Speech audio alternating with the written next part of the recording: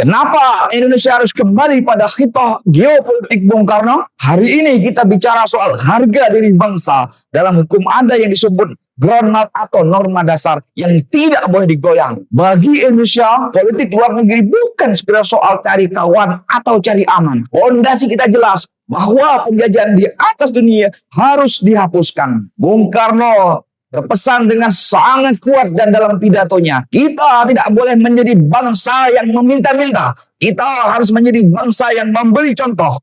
Indonesia harus menjadi mercusuar yang menerangi jalan bangsa-bangsa di Asia dan Afrika. Artinya, kemerdekaan kita punya tugas sejarah mengubah sistem internasional yang anarkis menjadi tata dunia baru yang berdasar pada perdamaian dunia, menjadikan setiap negara bangsa menjadi saudara bangsa. Namun, mari kita lihat apa yang terjadi hari ini. Keputusan pemerintah untuk bergabung dalam Board Office atau BOP untuk Gaza di bawah kepemimpinan Donald Trump secara sistematis ini adalah mendowngrade Indonesia di mata dunia. Mengapa? Secara terstruktur, BOP menempatkan Indonesia di bawah otoritas mutlak seorang Herman dari negara adidaya. Ini bukan kerjasama kolektif seperti KAA ataupun GNB. Ini adalah hierarki. Ketika kita masuk ke dalam struktur yang hegemonik, kita akan kehilangan marwah dan bebas aktif kita. Ingatlah pada pidato Bung Karno di hadapan PBB tahun 1960. Dunia tidak akan damai selama ada bangsa yang merasa dirinya lebih tinggi dari bangsa yang lain. Dan selama ada bangsa yang mendikte nasib bangsa lain. Lalu bagaimana mungkin kita bisa ikut serta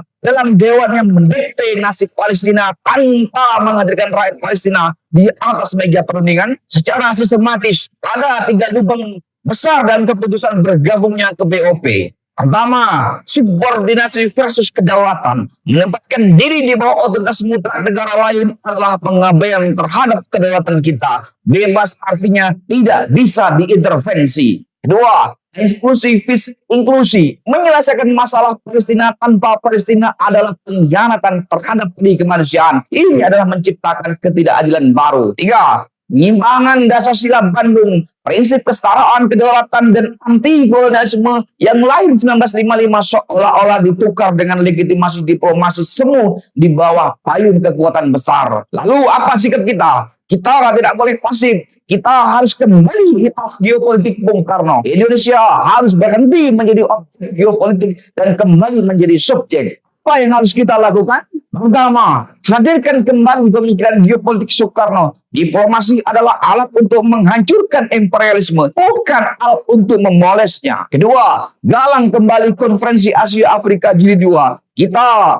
butuh kekuatan global yang mandiri, yang tidak bergantung pada hak veto 1 atau 2 orang. Ketiga, kita ingat kembali bahwa politik luar negeri Indonesia bukanlah politik netralitas yang pasif, tapi politik yang aktif memihak pada kemerdekaan dan keadilan. Jika kita mengabaikan doktrin ini, maka lahan-lahan eksistensi republik ini akan hilang di telan kepentingan global. Perdamaian di Gaza adalah utang sejarah. Dan utang tidak dibayar dengan tunduk pada pemberi utang, tapi dengan keberanian untuk berdiri sama tinggi. Mari kita kawal arah politik negeri ini agar tetap setia pada garis api Bung Karno. Merdeka!